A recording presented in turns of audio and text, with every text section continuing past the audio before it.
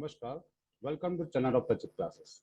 आज हम बात करेंगे एलिमेंट्स ऑफ डायरेक्ट टैक्सेस के बारे में। तो एलिमेंट्स ऑफ डायरेक्ट टैक्सेस का जो मिड सेमेस्टर 2022 का जो पेपर था वो आज हम सॉल्व करने जा रहे हैं। तो शुरुआत करते हैं ये पेपर के बारे में। आप एंड तक बने रहिए और हमारे चैनल के साथ जुड़े रहिए। तो फर्स्ट क्वेश्चन हमारे पास है, mister A is an partner in the partnership firm. Partnership firm AB limited ABN company है, उसका पार्टनर है mister A, and he has received the share of the profit of 3,80,000 from the partnership firm. यानी उसको उसमें से profit का portion मिल रहा है।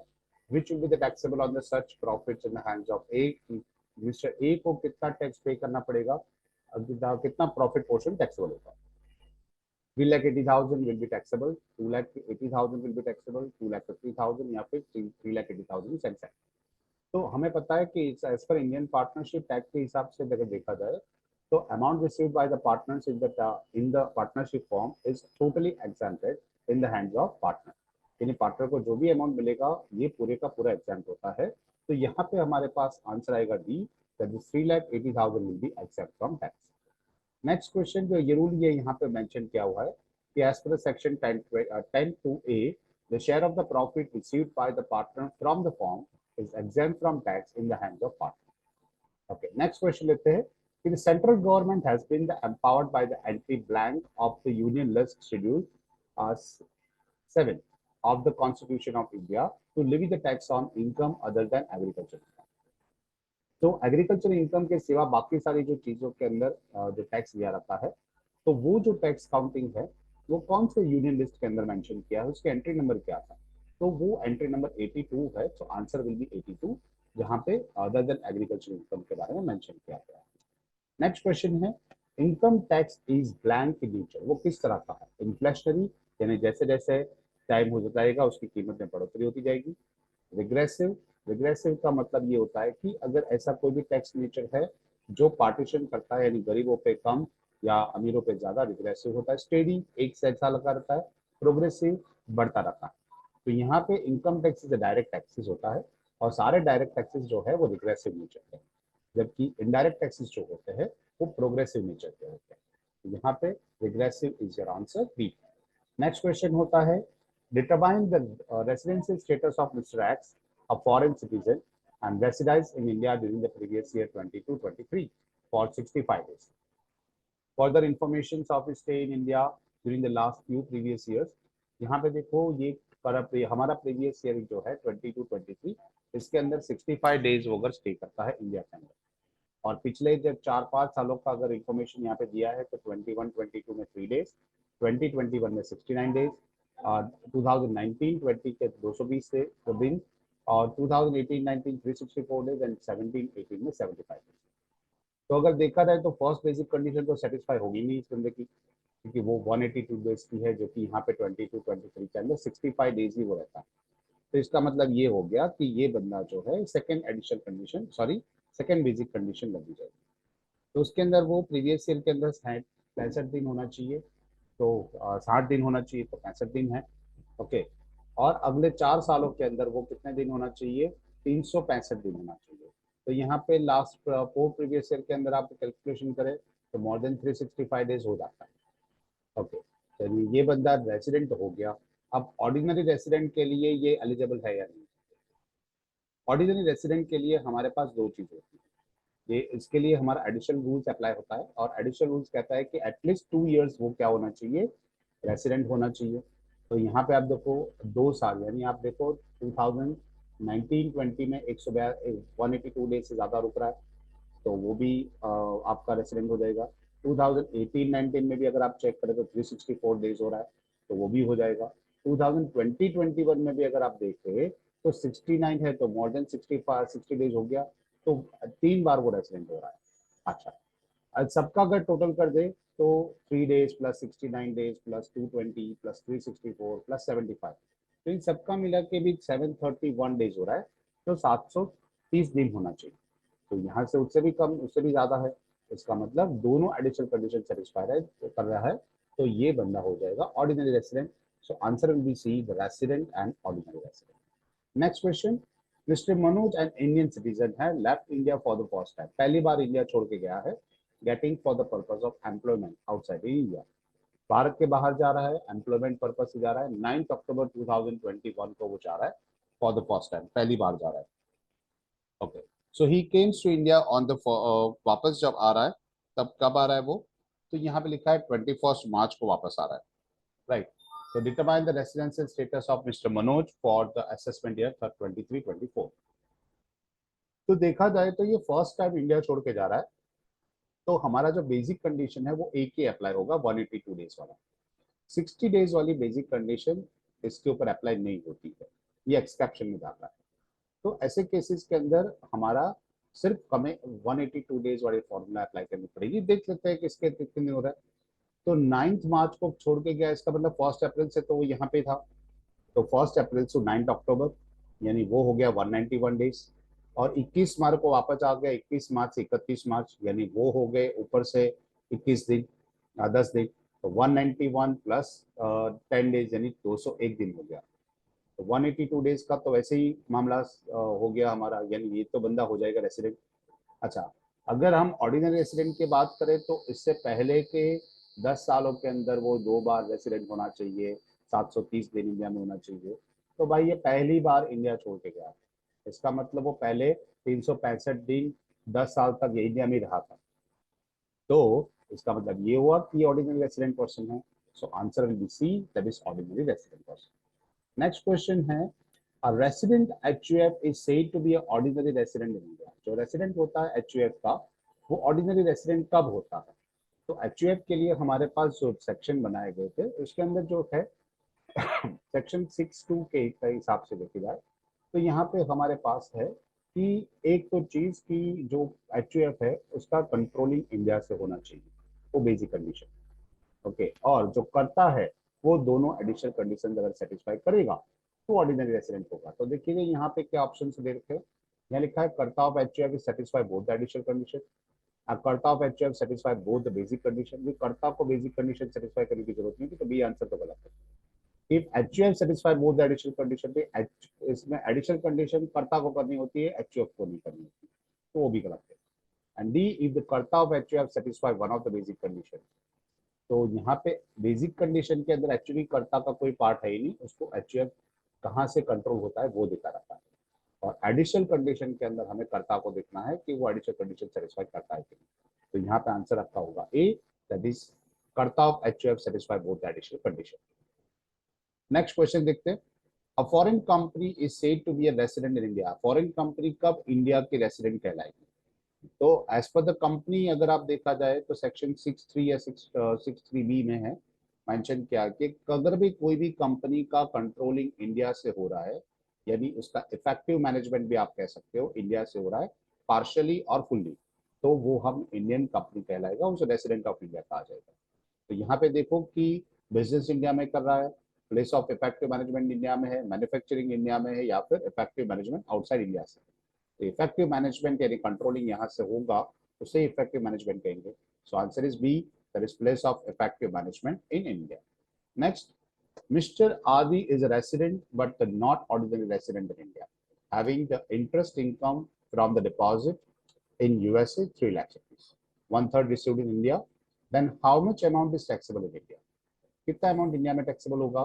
तो ये बंदा है RNOR, जिसे हम कहते हैं नॉट ऑर्डिनरी रेसिडेंट। ओके, तो इसके हिसाब से देखा जाए तो 1/3 ROR, हम तीनों का कैलकुलेशन कर लेते हैं, ROR का भी, RNOR का भी और NR का। अगर अमाउंट इंडिया में रिसीव हो रहा है तो टैक्सेबल इन ऑल केसेस, सो 1 लाख 1 लाख 1 लाख जो 1/3 पोर्शन है। और जो अमाउंट 2 लाख इंडिया में रिसीव नहीं हुआ है वो अमाउंट क्या होगा? Taxable, not taxable, not taxable, that is 2 lakh dash dash. तो यहाँ पे इसका रेसिडेंशियल स्टेटस आदि का क्या है? RNOR, that is resident but not ordinary resident. तो 1 लाख रुपीज यहाँ पे आंसर आएगा, so answer will be C, 1 lakh rupees. Next question, Mr. Manish is resident and ordinary resident in India, that is ROR. In the previous year 22-23, having the remittance of the profit from the business in Dhaka, that is Bangladesh, for rupees 5 lakhs of the past financial years, then how much amount will be taxable? तो यहाँ पे एक चीज याद रखना कि पिछले सालों का अगर कोई इनकम है और वो पिछले सालों में अर्न किया है और उसके बाद इंडिया में वो लेके आ रहा है, तो वो कभी टैक्सेबल नहीं होता। दैट इज पास्ट अमाउंट, जो पास्ट अनटैक्स या फिर टैक्स पास टैक्स अमाउंट है remitted to India later on, it will be non-taxable in India. So यहाँ पे आंसर आएगा A, that is the thing to be taxable. तो यहाँ लिखा हुआ है नोट करके कि past year income is not taxable. Next question देखते हैं. The residency status of Krishik for the previous year 22-23 is resident but not ordinary resident in India. He has earned rupees 3,80,000 from the business situated in USA, being controlled from India. यानी USA में एक business है जिसका controlling वो India से कर रहा है. ओके तो ये कंट्रोलिंग फ्रॉम इंडिया हो गया. तो whole income of the business is received in कृषि इन यूएसए, यानी income accrue and arrives outside India और रिसीव भी बाहर हो रहा है तो received in outside India. What will be the taxable amount in the heads of कृषि. तो बच्चों मैं बता दूं इसके बारे में कि अगर कंट्रोलिंग इंडिया से होता था तो यस यस नो, यानी यस यस नो का मतलब होता है ऑर्डिनरी रेसिडेंट के लिए यस, नॉट ऑर्डिनरी रेसिडेंट के लिए यस और नॉन रेसिडेंट के लिए नो. लेकिन अगर बिजनेस कंट्रोलिंग भी बाहर से हो रहा है, बिजनेस कंट्रोल बाहर से हो रहा है तो इसका मतलब यस नो नो होता है. ओके तो यहाँ पे कौन सा बंदा है मिस्टर, ये नॉट ऑर्डिनरी. तो नॉट ऑर्डिनरी है तो यस यस नो क्योंकि कंट्रोलिंग इंडिया से हो रहा है. So answer is 3,80,000. Okay next question is which of the following statement are incorrect in respect of the first previous year for the newly set up business or profession. तो newly setup business के अंदर कौन सी चीज इन इसमें से गलत है, that is incorrect है. पहला क्वेश्चन दे रखा है, पहला ऑप्शन है कि period beginning from the date of setting up of the business and ending to the last day of the financial year, यानी जिस दिन से आपने बिजनेस शुरू किया है वहां से लेके आपका 31 मार्च तक का पहला साल आपका होगा. Okay it will be always start from the 1 April to 31 March. Third, it can be less than 12 months, 12 महीने से कम हो सकता है. It can not never be exceeded 12 months, 12 महीने से ज्यादा कभी नहीं हो सकता. अच्छा इसका मतलब ये हो गया कि जब भी आप इनकरेक्ट क्या है इसके अंदर कि आपका जो बिजनेस है इसके अंदर आपका बिजनेस अगर शुरू करते हो तो जो दिन से शुरू करते हो वो दिन से आपका फाइनेंशियल ईयर शुरू हो जाएगा. So A will be correct, C will be correct क्योंकि लेस देन 12 मंथ्स अभी हो सका, एक 12 महीने से ज्यादा तो कभी होगा ही नहीं, वो भी सही है. So B will also correct. B it will always start from 1 April. सो हर साल आपका 1 अप्रैल से नॉर्मली शुरू होता है, यहाँ पे नहीं होता. So B is your answer. Okay यहाँ पे गलती से एक हो गया है आंसर, आपका आंसर आएगा B. Next question, which of the following are or is a person as per the section 231 of the income tax act 1961. Okay तो पर्सन किसे कहते हैं, तो पर्सन इंडिविजुअल को कहते हैं, एचयूएफ को कहते हैं. उसके बाद एलएलपी लिमिटेड लायबिलिटी पार्टनरशिप होती है, एसोसिएशन ऑफ पर्सन होता है, बॉडी ऑफ इंडिविजुअल होता है, आर्टिफिशियल जुडिशियल होता है, ये सारे पर्सन कहलाते हैं.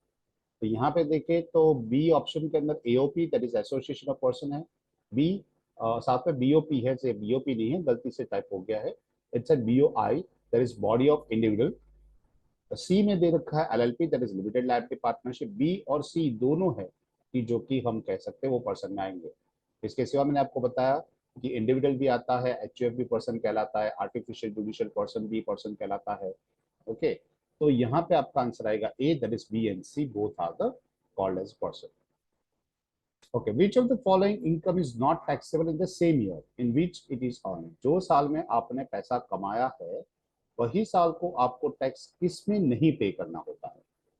तो सैलरी तो नॉर्मली सैलरी में होता है, ऐसा होता है कि जो साल में आप कमाते हो नेक्स्ट ईयर उसकी सैलरी के नेक्स्ट ईयर उसमें से आपका टैक्स कट जाता है. Okay second, bodies form for the shorter duration. अगर आप 5 महीने या 6 महीने के लिए कोई बॉडी यहाँ पे इनकॉर्पोरेट हुई है और उसके बाद डिसॉल्व हो जाती है तो उसी साल में उसको टैक्स पे करना पड़ेगा.